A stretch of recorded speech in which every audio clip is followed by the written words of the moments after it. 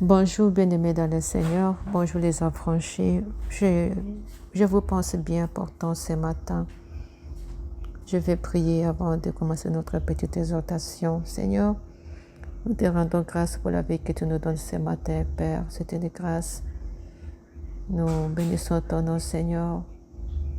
Nous disons merci pour ton amour envers nos vies. Et j'abandonne ce moment de partage, Seigneur, entre les deux saintes mains, Père. Parle-nous, édifie-nous.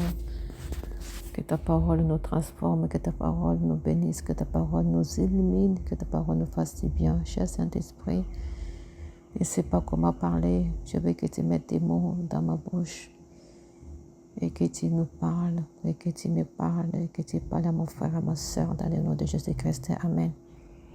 Bien-aimé dans le Seigneur, je disais que tu vas bien, je le pense bien, que tu te portes bien ce matin. Nous allons partager ensemble une petite parole ce matin dans le livre de Matthieu, chapitre 7, verset 13. Je vais lire. La Bible dit: Entrez par la porte étroite, en effet, large est la porte spacieuse, le chemin menant à la perdition, et il y en a beaucoup qui entrent par la main. Verset 14 dit: Mais étroite est la porte resserrée, le chemin menant à la vie, et il y en a peu qui les trouvent. Je voulais que nous soyons parmi les peu qui passent par la porte resserrée, qui passent par cette porte étroite. Ma prière est que toi et moi, que nous soyons parmi les gens qui passent par cette petite porte. Mais la porte spacieuse, c'est une porte vaste. Et une porte qui est vaste, c'est facile d'entrer, c'est facile de passer, on ne fournit pas d'effort. Même si on vient en courant, nous allons passer facilement par cette porte-là, elle est facile. Même s'il y a une foule immense, on passera facilement cette grande porte, parce qu'elle est vaste, elle est spacieuse.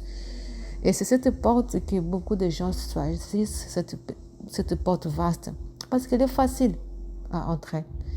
Mais tout en étant facile à entrer, elle nous amène tout droit à la perdition. En d'autres termes, c'est une porte qui est exposée aux désirs de ce monde. C'est une porte qui est exposée aux choses de ce monde. La porte qui est exposée à la convoitise, à tout ce que nous voyons aujourd'hui qui attire notre attention, qui attire nos vies. Toutes ces choses mauvaises qui attirent nos cœurs. Et si nous sommes derrière ces choses, tout droit nous sommes perdus. Et c'est ça la grande porte, la porte vaste qui nous amène à la perdition. La haine, la colère, la méchanceté, la convoitise,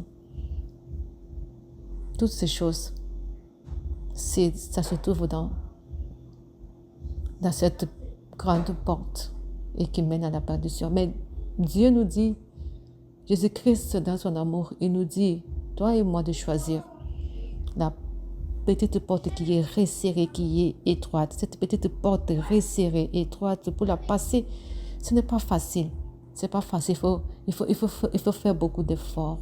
Il faut faire beaucoup de sacrifices. Il faut persévérer sur cette petite porte. Il faut même changer ta position. Parce que imaginez que la porte elle est étroite pour passer. Tu ne peux pas juste entrer comme ça. Et tu dois d'abord changer peut-être ta position, se faire petit, se faire diminuer ou bien changer ta position pour passer à cette petite porte. Et c'est ce que Dieu attend de nous et ce que Jésus-Christ attend de nous. Car cette petite porte, quand tu changes ta position, cette petite porte qui te permet de se faire diminuer, cette petite porte qui te permet de vivre dans l'humilité, cette petite porte qui te permet de vivre une vie de renoncement, une vie de sacrifice, quand tu te mets sur cette porte que tu persévères, la vie éternelle est là pour toi, est là pour moi. Alors aujourd'hui, je veux nous encourager. Moi et toi, nous sommes déjà sur ce chemin. Ce chemin étroit en train d'avancer. Ma prière ce matin est que toi et moi, que nous puissions continuer à marcher sur ce chemin. Persévérons sur ce chemin étroit. Persévérons sur ce chemin étroit. Ce chemin étroit qui demande une vie de foi en Jésus-Christ. Ce chemin étroit qui demande une vie de renoncement à soi-même et une vie de sacrifice. Ce chemin étroit qui demande l'humilité et de la persévérance. Tu y es déjà, bien-aimé dans le Seigneur. Continue sur cette voie-là. Continue sur ce chemin-là. Parce qu'à la fin, nous serons couronnés par Jésus-Christ. Parce que nous avons tenu bon. Vraiment, je t'encourage ce matin. N'abandonne pas, ne lâche pas. Ne suis pas le chemin spacieux et t'amènera tout droit à la perdition.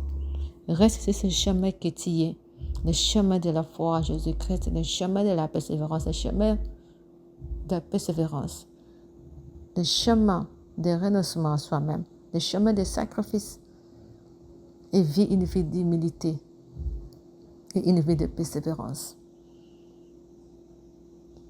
C'est ce que je t'amène ce matin comme parole. Que Dieu te bénisse, qu'il nous bénisse tous et qu'il nous fasse du bien dans le nom de notre Seigneur Jésus-Christ. Amen.